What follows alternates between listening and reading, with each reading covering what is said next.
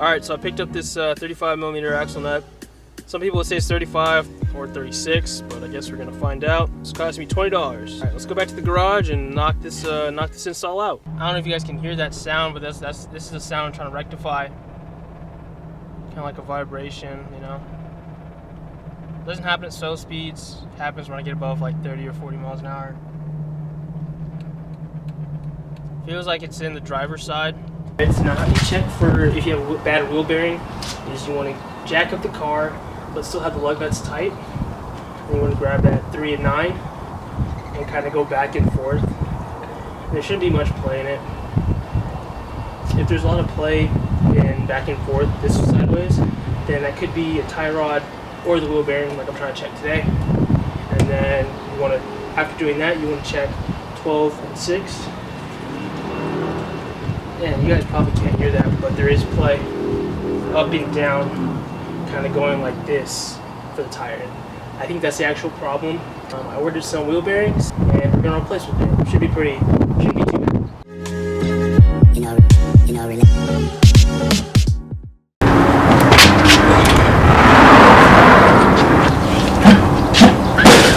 So the first step for me after taking off the wheel is soak everything in penetrating oil. So this axle nut, as well as those 3 nuts that actually put the wheel bearing in. You guys will see that later. I need to take off my wheel spacer. And this is the wheel spacer that you guys have claimed will destroy my wheel bearings, and honestly, it has. So what I do, since if you just try to turn it, it will spin, I like to get a 3/8 extension right here and just stick it inside like the little venting strips of my rotor. Get my breaker bar out. Give it some gentle persuasion with the hammer. And these are Loctited on, so once it kind of gets there, I just use the ratchet. Well, it should come off just like that. And now next what you want to do is take off the brake caliper assembly and the rotor. To take the caliper assembly off, first gotta take off this the actual piston assembly, and that is with 2 13mm, one up here and one down here.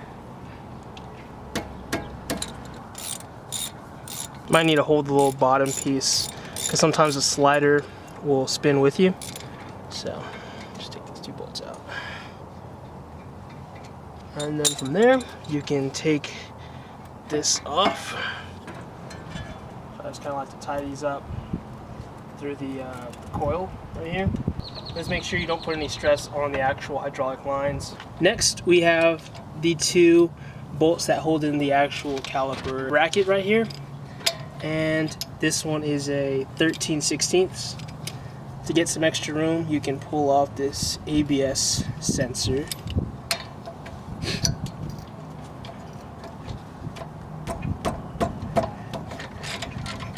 There you go.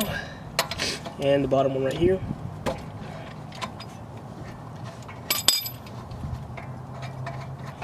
With that, this whole assembly comes out. Next I gotta take off the rotor, and usually from the factory, if you never changed your brakes, which I assume these probably haven't been changed yet, or they got done by a factory job, and usually how you tell is with these little clips right here, and these actually hold in the rotor. And easy way to get them out is kind of pry at it and get under it with a flathead screwdriver. I just get a really thin driver. What kind of helps is if you point it kind of in there, and you kind of just go with the hammer. Alright, another thing that works is if you kind of spin it after you get that initial screwdriver in there. Gives you a little room to twist it around, and you can kind of just hit on it like this, kind of sideways, and it'll just come off. I'll probably be reinstalling these after I do the job. And after that, your rotor comes off just like that. Next you want to take off where the speed sensor is. That's where this is, and I'm using a 5/16. Hopefully this doesn't give me too much trouble. Okay, just like that. Now is actually the most favorite part, is getting your 35mm socket, sticking it on the axle nut, and trying to get that thing to come off. Now as you guys can see, my hub won't spin. That's because I threw the Jeep into 4-wheel drive. And what you can do, if you don't have 4-wheel drive or whatever, is put the Jeep on the ground with the wheel And before you take off everything, just take off the center cap of the wheel and then use the wrench from there, and it won't turn because the tires are down and it can't just turn. So I sprayed some penetrating oil up into here. Hopefully it doesn't give me too much trouble. Let me get my breaker bar and work this out. Ooh, that's easy. I'm actually very fond of this Jeep right now. Usually these axle nuts are seized on and they are impossible. It's a good day. So now it's actually time to take out the bolts that hold in the hub assembly.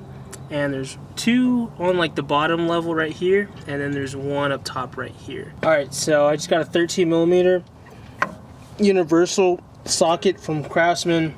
I had this already, but turns out it fits. Now the next one, it will be the one up top. It's kind of an awkward position, honestly, because you're right under the little piece of the knuckle right here. But hopefully it won't be too bad. Won't give us too much of a hard time. Yeah, dude, that 13mm fits on really nicely. You can rent these tools from AutoZone, and what you're gonna need is the axle puller. Make sure you have the right size. A Jeep, I'm pretty sure is 5.5. But anyways, use pretty much their universal fit. And you also want to get this slide hammer. Pretty much it's just this piece right here, slide it on. You just want to use your lug nuts to secure it to the hub right here. Just kind of want to go evenly. And now it doesn't have to be super tight, just pretty much snug. So all your energy is transferred to the bearing, and that's how it comes off. Make sure you take out that speed sensor. I just got a pair of like vice locks and hooked onto the end right here and just pulled it out. The new one I bought comes with a new speed sensor, so I didn't really care if I broke it or not. Now you get the slide hammer and you want to thread it into the tool right here. Now you just want to go up to it and just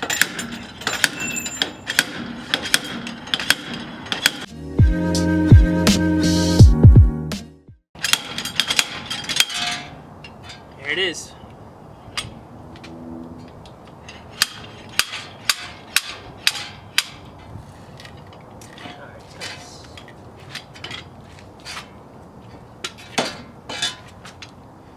There it is. There's the wheel bearing. See, look at all that rust on the axle right here. That's kind of what keeps it in. Also, this lip right here kind of gets rusty, and then everything starts to kind of stick together. And the slide hammer makes it really, really easy. So let's go ahead and look at the old part and the new part. All right, here's the new one and the old one. I'll leave a link in the description below to where you can get your own. And if you just feel the bearing, that's smooth. That's a brand new bearing. And this one right here, you can, let's see if you guys can hear it. You guys can hear how grimy and worn out this bearing is. All right, so let's go ahead and slap this new one on. And we should start by taking off this speed sensor, and then it should be really, really simple. Before you reassemble everything, you're gonna want to sand down this surface in here, as well as the face surface right here. You wanna make sure these surfaces are flat, so the new bearing and the new wheel hub assembly fits really, really good. If you sand this off, put some anti-seize, and it'll be a little bit easier next time you have to do this job, if you have to. So what I have is some Scotch-Brite and this like emery cloth type stuff, and I'm just gonna sand it real light. You don't want to lose material, you just want to scrape off this surface rust that's on there. And as you're sanding, you kind of just want to feel for it, as you can usually just feel the surface rust with your fingers. Needs a little bit more, and just give it a little bit more. It should be smooth to the touch. Now you just want to get some anti-seize. You've had this in the family for like 1,000 years. Do yourself a favor, if you don't have any of this, get some. This will last you a long time, so you just want to put some on your finger, and you just want to put a thin film on this kind of outside piece. A little bit of anti-seize goes a long way, so just keep rubbing it, and eventually it'll work its way to where you need it to be. As well as I want to put some on this face. Just put a thin film, just a very thin film. I'm also going to put some anti-seize on the axle itself. Not very necessary, but I like to do it every time I do one of these types of installs. Now, these bolts that attach the wheel hub assembly are pretty rusty. I don't know if you guys can see that on camera, but what I'm going to do is get some of this Scotch-Brite. It's really easy just to wrap it around and just twist it. If you have a drill with a bit of the top right here, it makes it really easy. You just and then it's pretty easy. But you guys get what I'm trying to say. So I'm gonna clean these off, and then once I clean all these off, it's time to put the new wheel bearing assembly on the Jeep.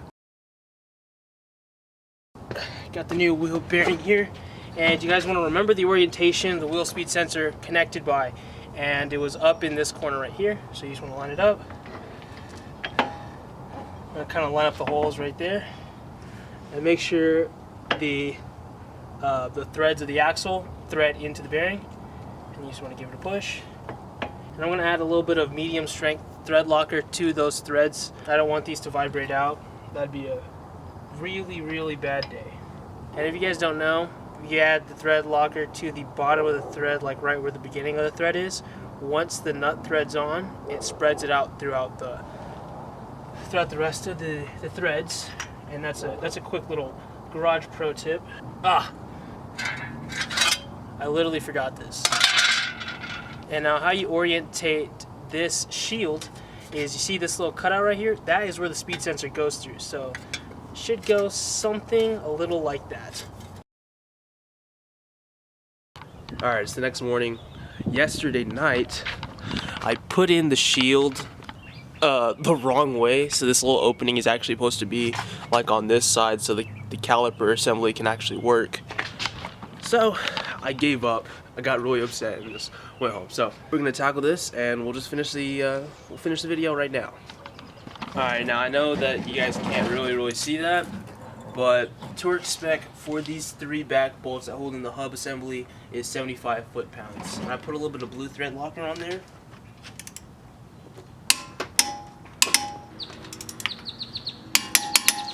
And this third one, I can't actually get the whole torque wrench in there, so I'm just going to do it by hand, what I feel. So click, click. The arm says at 75 foot-pounds, or just about. Now you want to put back in this speed sensor. And this one doesn't need to be that tight, about 30 foot-pounds. Now you want to make sure you decontaminate your brakes. I obviously put all my fingerprints and all over that, and you don't want that on your brake rotors, or else you won't have the good stopping power that you need.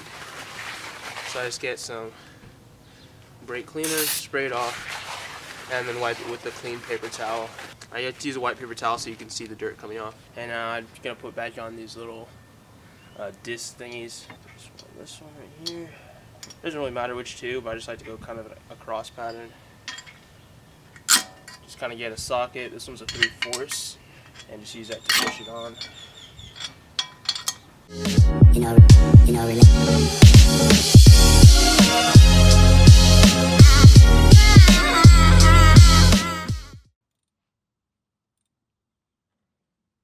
Alright, now it's time to put on that axle nut. And what I'm going to do is add some thread locker, medium strength.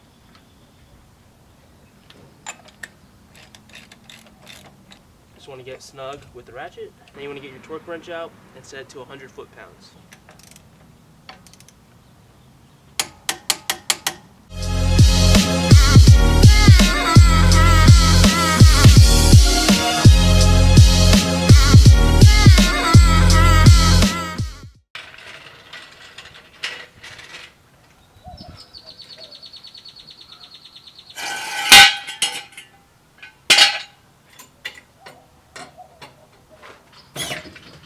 Alright, back on the road to test it out. No more sound. I don't know if you guys can hear, but it feels really smooth, just like how I bought it. Well, that solved it. So if you guys have that same sound, then you guys probably want to check the wheel bearing. Alright, that'll be the end of the video today. Hope you guys enjoyed the process. Hope you guys learned something.